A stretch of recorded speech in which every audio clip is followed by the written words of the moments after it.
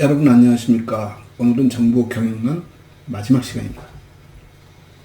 우리가 학기 초에 데이터, 정보, 지식에 대한 개념 정의를 한번 했었고, 계층적으로 보지 말고 데이터, 정보, 지식은 하나의 자기 역할, 우리 바라보고자 하는 시각적 차이가 있을 뿐이다 라는 얘기를 나눴고, 그 다음에 기록에 대한 얘기를 했었고, 기록 생산을 통해서 소위 도서관이라는 조직 얘기도 한번 나눴고, 그 도서관의 가장 중요한 자원 중에 하나인 책이라고 부르는 것의 출판에 대한 얘기를 나눴고, 디지털 혁명에 대한 얘기, 디지털에 대한 어떻게 보면 성능, 기능, 그 의미, 개념, 그것과 도서관의 미래 얘기들을 나눴습니다. 그러면서 자연스럽게 디지털이 전제되어진 정보 서비스에 대한 얘기를 나눴고, 정보 서비스를 얘기하다 보니까 우리가 지식경영이라는 말을 했었고, 그 속에서 결국 도서관이 갖고 있는 개념 정리를 One Person Library라는 OPL이라는 개념으로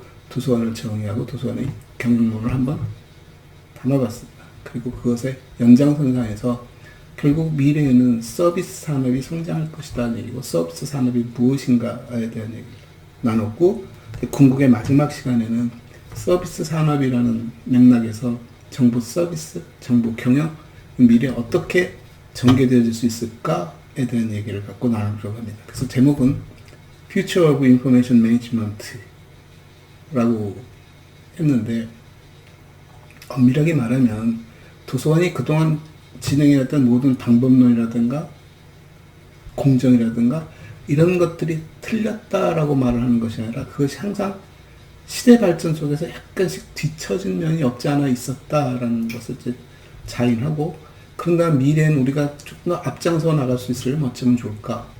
가장 과감한 방법 중에 하나를 선택해서, 그래서 도서관을 벗어나는 것에 대한 얘기를 나눌까 합니다. 즉, 정보 경영이라는 것을 더 이상 도서관이라는 울타리 속에서 진행하는 자그마한 프로세스로 이해하는 것이 아니라, 정보 경영은 정보 서비스의 큰 틀 속에서 새로운 패러다임을 설계할 수 있는 하나의 방법론으로 쳐다보자. 그래서 그동안 도서관 중심에 진행되어졌던 정보 경영이 실사회 속에서 어떻게 전개되어질 수 있을까? 그 다르게 표현해서 서비스 디자인을 한번 해보자. 그러니까 모든 정보 경영의 모든 맥락을 서비스한 축에서 쳐다보고, 그 서비스를 새롭게 설계하고 기획함으로써 정보 서비스의 품질을 높일 뿐만 아니라 정보 서비스의 역할을 크게, 소위 미래 산업으로, 미래 플랫폼 산업의 핵심으로 만들 수 있겠다라는 생각을 한 것이고, 사서들이 그것을 다루는, 그것을 해내가는 하나의 역군으로서 존재할 수 있겠다. 그러니까 이번 시간의 얘기입니다.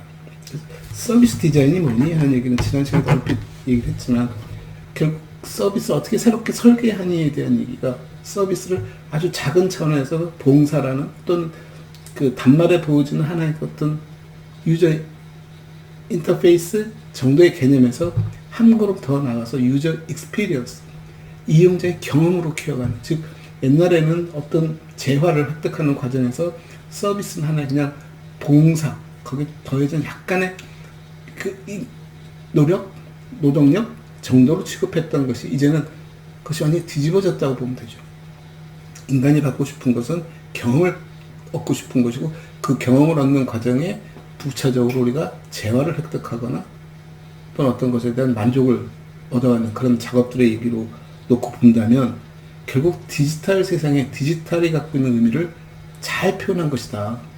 즉, 우리가 하는 모든 행동들에는 노동이 되었던, 어떤 상품이 되었던 어떤 결과물들이 존재하는 것이지만, 그 결과물을 얻을 때까지 전 과정에 대한 얘기들이 과거에는 그냥 생산 과정 또는 업무의 과정 속에서 묻혀지고 잊혀지고 최종 산물만이 거래 대상이고 최종 산물로 우리가 평가를 했는데, 이제 살아나는 게 뭐냐면 이 과정조차도 내가 얻고자 하는 이 최종 산물, 물건이 되었던 어떤 서비스가 되었던 그것이 무엇이든 간에 그것을 경험할 수 있는, 새로운 경험을 만들어낼 수 있는 창조 작업 중에 하나가 될 수 있음을 말하는 것이고, 그 과정 속에 디지털이 존재하는 것이고, 그 과정 속에 플랫폼 산업이 들어있다는 것이고, 쉽게 얘기해서 음식을 하나 주문하려고 해도 옛날에는 동네에 알고 있는 중국집 또는 그 음식점에 전화를 걸고 그 사장으로부터 물건 배달을 받았고, 그 배달 받는 과정에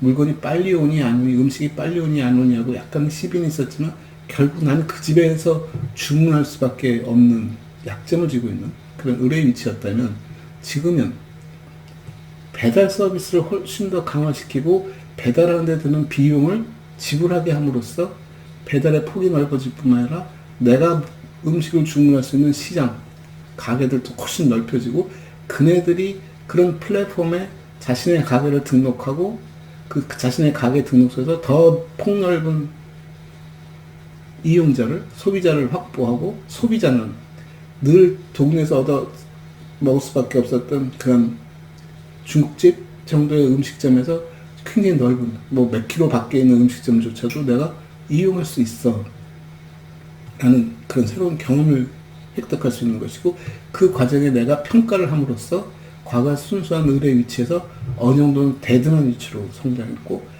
음식점 역시 소비자에게 얼마나 질 좋은 음식을 제공할 수 있는가, 얼마나 빨리 전달할 수 있는가에 대한 얘기는 피드백을 받으면서 자기도 스스로 성장할 수 있고, 그 가운데 놓는 게 플랫폼이고, 그 플랫폼에서 해주는 일이 뭐니 하면은 서비스죠. 그 서비스가 어떤 형태로 표현되어지니 거의 대부분 디지털로 표현되죠. 결국 도서관이 과거에 했던 모든 서비스들이 궁극에는 책 한 권을 빌리느냐, 그 책을 읽느냐 하는 것에 단말적 행위에서 끝나는 것이 아니라 그 전 과정, 어떤 책을 수집하고 어떤 책을 준비하고 어떤 책을 소개하고 그것을 읽기 위한 환경을 어떻게 조성하고 대출 반납 서비스 얼마나 질 좋게 만들고 하는 이 모든 과정이 다 디지털이라는 이름으로, 소위 서비스라는 이름으로 존재했었고, 그 존재했던 것들이 이제 드러난다는 것이죠. 왜? 도서관은 옛날에는 유일한 공간이었고 도서관을 이용하거나 말거나 하는 선택뿐 할 수 없었던 것이, 지금은 도서관과 경쟁할 만한 그런 정보 시스템들도 엄청 많아졌고 컨텐츠도 엄청 많이 늘어났고, 무상으로 제공하는 컨텐츠들이 뭐 인터넷에 넘치다 보니까 이제 도서관은 그들과 경쟁하는 속에서 자신들이 해왔던 그런 프로세스를 어떤 형태든 간에 투명하게 할 필요가 있고, 품질 향상에 적극 지원할 수 있는 그런 체제로 갈 수밖에 없다라면, 도서관이 그간 가졌던 그런 프로세스들이 이젠 드러나고 시작했다. 그리고 거기에 대해서 사람들이 관심을 갖기 시작했고, 그 유저 익스피리언스를 얼마나 잘 조성하느냐에 따라서 상패가 갈린다. 그래서 그걸 잘하기 위해서 어떻게 하면 될까 하는 것들에 대한 얘기를 우리가 지난 지금 내내 조금씩 다루어 왔습니다. 그래서 결국 미래 사회는 서비스라는 것, 정보 서비스라는 것, 지식 서비스라는 것들을 우리가 어떻게 구성해야 할까에 대한 얘기를 정보 경영, 지식 경영, 기록, 도서관, 뭐 전자, 뭐 이런 여러 가지 개념들로 쭉 정의를 하고 설명을 해 왔습니다.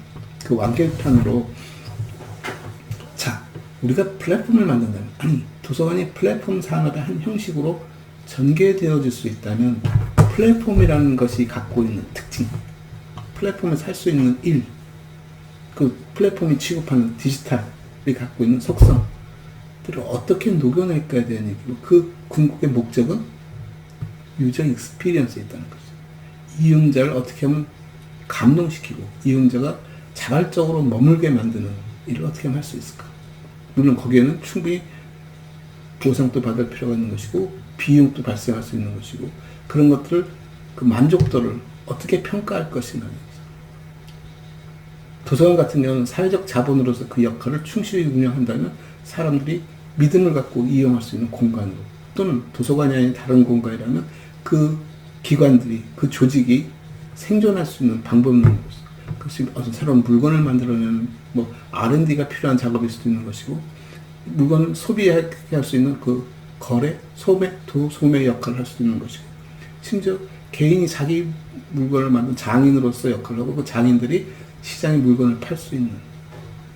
그래서 처음에 저는 6차 산업이라는 얘기를 할 때 의아했습니다. 6차 산업이 뭐지? 농사 짓는 산업이 1차 산업이고, 그 농산물을 가공하는 것이 2차 산업이고, 그 농산물을 가공해서 이제 판매, 유통까지 시키는 것이 3차 산업이고, 세 개를 합쳐서 6차 산업이라고 말을 한답니다. 아, 이제는 이런 것들이 내가 동네에 있는 시장에 물건을 납품하고 동네에 있는 시장들이 알아서 물건을 팔고 하는 독립된 개념에서 중간중간에 마진이 발생하면서 내가 판 물건은 1인데 저기서 소비자에게 팔린 물건은 5, 6, 심지어 10회까지 팔린다면 생산자 입장에서는 겨우 수지타산을 마치는 정도이고 중간에 이익을 보는 사람들은 중간 도소매업자들이고 그 사람들이 하는 일들이 뭐지? 그럼 거의 독과점 형식을 취하고 있다는 거죠. 그들이 말하는 독과점이라는 것은 소비자에 대한 독과점이 아니라 판매자에 대한 독과점을 말하는 거죠. 그 시장에, 그 가게에 납품하지 않고는 자기 물건을 팔 수 있는 판로가 막히다 보니까 자기 물건을 굉장히 헐값에 팔 수밖에 없는 것이고, 이 자연재해 등에 따라서 자기 물건값이 떨어짐에도 불구하고 시장에서는 그걸 조정해서 결국 나의 순이익을 줄여가는 그런 부정적인 역할을 했다는 얘기입니다. 그러다 보니까 소비자들이 직거래를 하길 원하고, 직거래가 가능해진 것이 뭐냐면 소통 구조가 좋아졌다. 소통이 결국 온라인상에서 비대면 상태에서 우리가 소통할 수 있는 것이고, 인터넷상의 소통들이 강화될 수 있다는 것이고, 또 하나는 이걸 가공할 수 있는 가공 능력들이 훨씬 좋아졌다는 거예요. 그래서 재밌는 것이 1차 산업에서 2차 산업, 소위 산업혁명이라고 말하는 일들이 벌어지고, 산업혁명을 통해서 2차 산업 또는 3차 산업, 그 이상의 발전하는 과정 속에서 일어나는 일들이 뭐냐면, 재밌는 게 농사를 짓던 사람들이 도시 공장으로 이동해 갈 때는 그럼 농촌, 소위 1차 산업들이 망하느냐? 아닙니다. 1차 산업의 생산성이 높아지기 시작하면서 1차 산업에 종사하던 사람들의 노동 생산성이 이제 떨어지는 거죠. 그들의 노동 생산성을 높여주기 위해서는 이 사람들이 농사로부터 격리될 필요가 있는 것이고, 그 농사의 노동 생산성을 높일 수 있는 기술들, 비료라든가 농기계라든가 하는 것들의 생산이 더 필요하게 되고, 그 필요한 인력들을 빼가서 2차 산업이 성장하면서 1차 산업의 부도 덩달아 성장하는 거죠. 다만 옛날에는 100명이 매달렸던 1차 산업이 10명으로도 충분히 운영할 수 있고, 10명이 획득할 수 있는 이익은 100명이 획득했었던 수익을 10명이 나누는 꼴이 되니까 상대적으로 이윤이 발생하죠. 2차 산업에서 3차 산업도 마찬가지입니다. 3차 산업은 2차 산업을 활성화시키기 위해서는 금융, 유통 이런 부분에 얘기를 하는 것이고, 그건 시장을 넓혀가는 작업이기 때문에 2차 산업에서 생산되어진 물건들이 훨씬 더 비싼 가격에 다양하게 팔려나갈 수 있지만, 이제 기술이 발전하면서 2차 산업에 필요한 인력들이 줄어들 수밖에 없고, 그 남은 인력들이 3차 산업으로 건너갑니다. 이게 피라미드 구조가 돼서 계속 확장할 것 같지만 어느 단계를 가기 지금처럼 우리가 4차 산업혁명이라는 말을 써가면서 새로운 산업 구조를 얘기할 때는 이런 것들이 도리어 지금 역으로 움직인다는 거죠.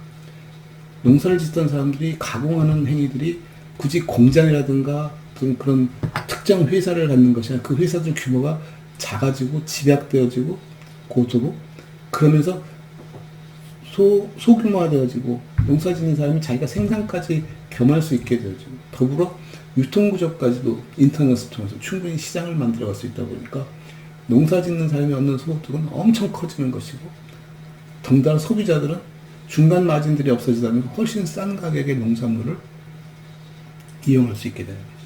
그래서 윈윈 할 수 있는 과정에 분명히 중간에 어떤 인터페이스들이 존재하는데, 그 인터페이스가 뭘까?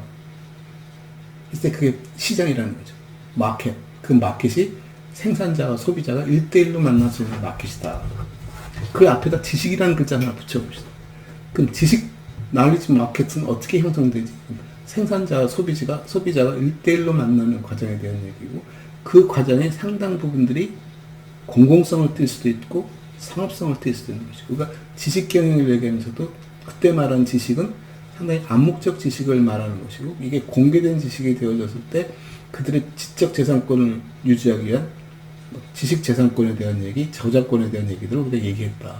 결국 개인의 지식이나 개인의 노하우가 보장받을 수 있는 법적 조치들도 필요한 것이고, 그 법적 조치를 유지해 줄 수 있고 그걸 보호해 줄 수 있는 플랫폼들이 필요할 것이다. 그래서 도서관은 상당 부분 그런 부분에 있어서 성장 가능성이 상당히 높다.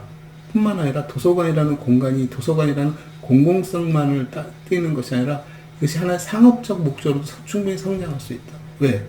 디지털 자원이라는 것이 옛날 물리적 아날로그 자원과는 달리 이 소통이라든가 유통 구조 속에서 상당히 유연하게 대처할 수 있다.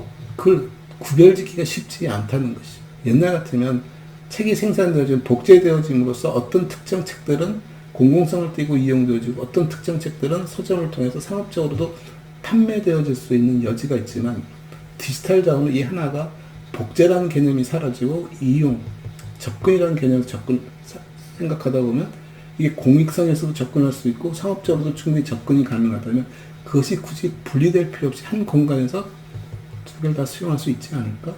그래서 지식 서비스는 장기적으로는 공공성과 상업성이 혼재되어진 그런 플랫폼들이 필요하다. 그래서 도서관이란 따로 공간이 설정되는 것이 아니라 어떤 기업이 필요한 지식들이 기업 내부에만 존재하는 것이 아니라 자기들이 생산한 지식이라 하더라도 그 지식을 이런 플랫폼에 올려둠으로써 언제든지 상업적으로 활용할 수 있는, 그래서 내부적으로 보호받을 수 있는 그런 플랫폼들도 필요하지 않을까라고 보는 거죠.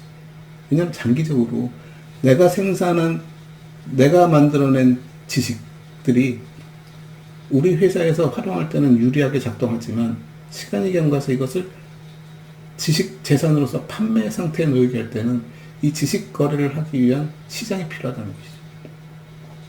그래서 도서관들이 가끔 그 연구단지에 있는 도서관들이 무슨 일을 하기 시작하냐면 자기 연구원들이 생산한 지식들을 중소기업들에 판매하는 판매 루트로서 작동을 하는 거예요. 왜냐면 생산자, 소위 연구자가 자기가 만든 지식 재산을 판매하는 누가 어떤 브로커, 에이전트가 필요한 것이고 그 에이전트를 외부에 맡겼을 때 드는 아까 말한 그런 이상한 독과점들이 발생할 수 있다는 거죠. 그래서 시장의 다변화와 시장의 공정성을 높이기 위해서 그 시장에 좀 공익적인 여지가 개입될 수 있다면 충분히 자기 물건을 정당하게 거래할 수 있지 않을까라는 생각이 듭니다. 그래서 그런 것들과 합쳐져서 앞으로 미래 도서관은 형체적인, 소위 공간적인 면에 있어서는 거의 형체를 갖지 못할 수도 있는 것이고 서비스 부분에서는 굉장히 다양한 서비스로 확장할 수 있는 것이고, 왜냐하면 공공성과 영리를 다 놓고 봤을 때도 그 방법론에 있어서 차이가 있는 것은 아니고 보안, 데이터 관리를, 데이터의 그 적법성을 어떻게 우리가 정의하고 활용할 수 있게 만들까라는 하나의 기술적 방법에 우리가 방법으로 놓고 본다면 전제는 디지털 전제죠. 미래 사회에서 우리가 말하는 지식은 거의 대부분 이제 디지털일 수밖에 없습니다. 심지어 우리가 사용하는 엔터테인먼트들조차도 상당 부분이 디지털로 제작되어져. 그 중에 일부는 우리가 보는 유형 상품들, 관광 상품들, 또는 이렇게 기념품들, 또는 그와 유사한 어떤 자원으로도 성장할 수 있지만 대부분은 지식 자원들은 그냥 무형의 자원으로 성장해 갈 가능성도 상당히 크다. 오직 하면 유네스코가 각 국가가, 각 지역이 갖고 있는 그 고유 지식들, 자기 전통 지식들을 보호해 주려는, 옛날에 제국주의 시절에는 그런 것들이 마구 끌려나가고 마구 팔려나가서 족보도 할 수 없는, 근거도 할 수 없는 이야기들이 퍼져나가고 성공하고 했지만 그것을 실제 생산해냈던 지역들은 별로 이익을 보지 못하는 그런 공정성에 있어서 문제가 생기다 보니까 그런 지역 전통 지식들을 보호해 주려는 노력도 있습니다. 그래서 그런 지식들을 활용할 때는 그 국가의 허락을 받아서 이익을 나눈다든가, 그러니까 누구나 다 그런 지식을 생산할 수 있는, 지식은 무형이기 때문에 어떻게 보면 화수분 같을 수 있죠. 사람들의 경험이 커지고 사람들의 활동이 넓어지면 그들이 생산해내는 무형의 지식들이 상당히 많아지는 것이고, 그 무형의 지식을 기록화하는 작업 속에서 소위 지식 자원들이 생산되어지는 것이고, 그 중에 일부는 자기들의 노하우로 작동하는 것도 있을 수 있고, 어떤 것들은 하나의 상품으로서 작동하는 것들도 있었습니다. 상품으로 작동하는 것들이 대부분 책이라고 불리는 것들, 영화라고 불리는 것들, 음악이라고 불리는 것들이고, 그것을 활용하는 과정에 우리는 기꺼이 돈을 지불하는 것이고, 활용하는 방법들이 예전처럼 음원을 사가서 뭐 음반 형식을 취하든가, 카세트 테이프 형식을 취하든가, 영화 DVD 형태를 취하든가, 아니면 극장이라는 공간에서 릴 테이블 이렇게 돌려가면서 보는 그런 방법들 뿐만 아니라 이제는 플랫폼이 열려서 디지털 공간에서 충분히 활용 가능한 데이터들이 생성되어지고 그것이 하나의 플랫폼이라는 이름으로 묶여서 소위 그 전 과정과 생산되는 그 최종 산물들이 하나의 덩어리로 움직이는 지식이라는 이름으로 무형의 자산으로 효과를 발휘할 수 있다. 그러니까 택배 산업이라는 것은 그것을 연결해준 어떻게 보면 커뮤니케이션의 가장 최종 단계에 있는 거지만 그 단계 전까지는 다 그 프로세스가 묶여서 이용자의 유저 익스피리언스를 끌어내는 그것을 담보하고 있는 작업들이다. 그럼 그동안 도서관이 해왔던 모든 정보 서비스들은 결국 유저 익스피리언스라는 측면에서 보면 그 과정 전체가 최종 결과에 대한 피드백 작업일 수 있고 그 가치일 수 있다는 것이죠. 그 말이 약간 좀 중복되어지고 산만해지고 해졌는데 궁극의 사서들이 그동안 했던 일, 문헌정보에 그동안 가르쳤던 일들의 껍질만 벗기고 대상을 좀 넓혀놓고 방법론을 조금 더 직접적으로 쳐다본다면 거기에 약간의 패러다임 변화를 필요로 하고 설계를 새롭게 전개한다면 우리가 했던 큰 개념 속에서 그 변화 없이도 충분히 확장해 갈 수 있지 않을까라는 얘기를 하는 거죠. 그 경계선상에서 일어난 일들을 버추얼이라는 개념으로 설명을 했습니다. 버추얼은 공익성과 영리성을 뛰어넘을 수도 있는 것이고 우리가 하고 있는 방법론들을 좀 더 확장시킬 수 있는 것이고 그것을 드러내는 현실적인 어떤 현상들 또는 현실적인 어떤 실물들을 다르게 표현해낼 수 있다라는 가능성을 얘기한 거죠. 그래서 궁극에 우리가 해야 할 일들은 무에서 유를 만드는 것이 아니라 우리가 그동안 해왔던 것들의 껍질을 바꾸고 표현을 바꾸고 과정을 세분화시키고 그 과정을 세분화시키는 중에 새로운 기술과 기능을 접목시키고 경우에 따라서는 완전히 새로운 탈바꿈하는 작업처럼 보이지만 기본적인 원칙은 항상 유지해 가면서 그것을 시대 기술과 시대의 이용자들의 니드를 잘 반영해서 그네들의 경험을 사는 작업. 뭐 경험을 산다는 말을 하다 보니까 약간 우스개로 그냥 이제 농담처럼 하고 싶은 얘기 하나 있겠네요.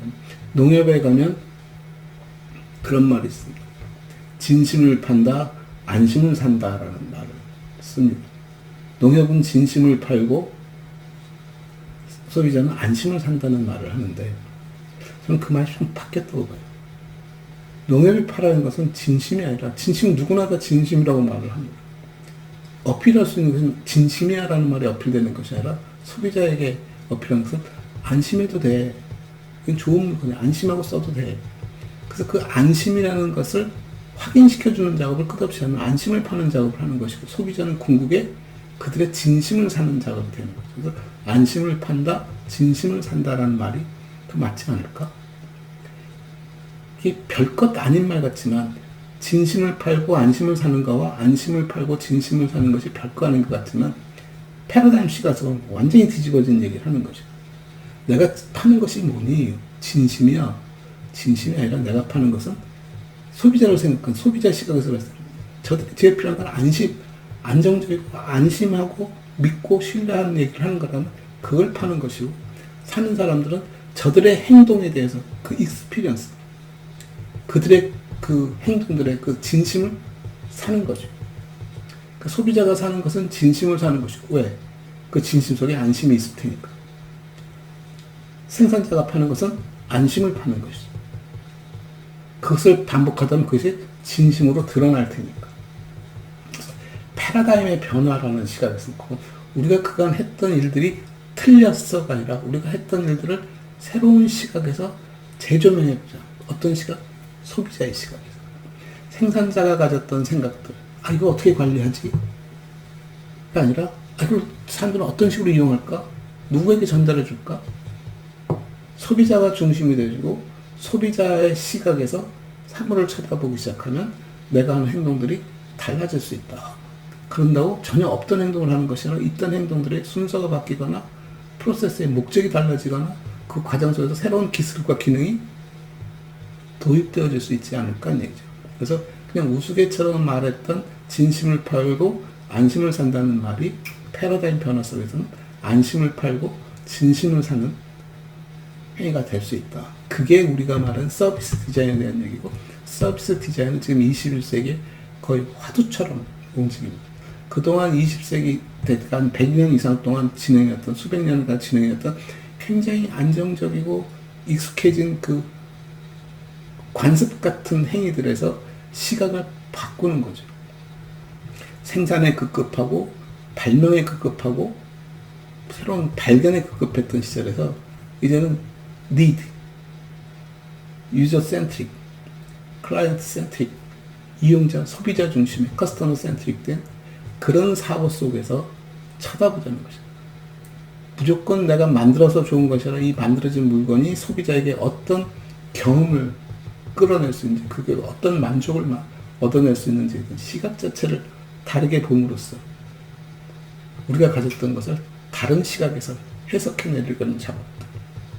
그러니까 궁극의 변화는 엄청 큰 변화 같이 보이지만 하는 과정들은 내 관점을 바꿔주는 작업들. 그게 실은 제일 어려운 작업이거든요. 관점을 바꾼다는 것이. 그래서 관점을 바꿈으로써 우리의 미래를 다르게 할 수 있다. 그 관점을 소비자의 시각에서. 뭐 소비자니까 너무 자본주의적 냄새가 난다면 그 재화를 활용하거나 그걸 필요로 하는 사람들의 경험을, 만족을 높이기 위해서 우리는 어떻게 진행할까에 대한 얘기를 지식 베이스에서 얘기를 하잖아요. 지식이라는 상품에 대해서, 지식이라는 재화를 어떤 식으로 유통시키고 어떤 식으로 전달하고 그것이 어떻게 사용되어지는가를 이용자 시각에서 쳐다보자. 이것이 결론이기도 하고 이 수업의 최종 목적이기도 합니다. 좋은 시간이었길 바랍니다. 감사합니다.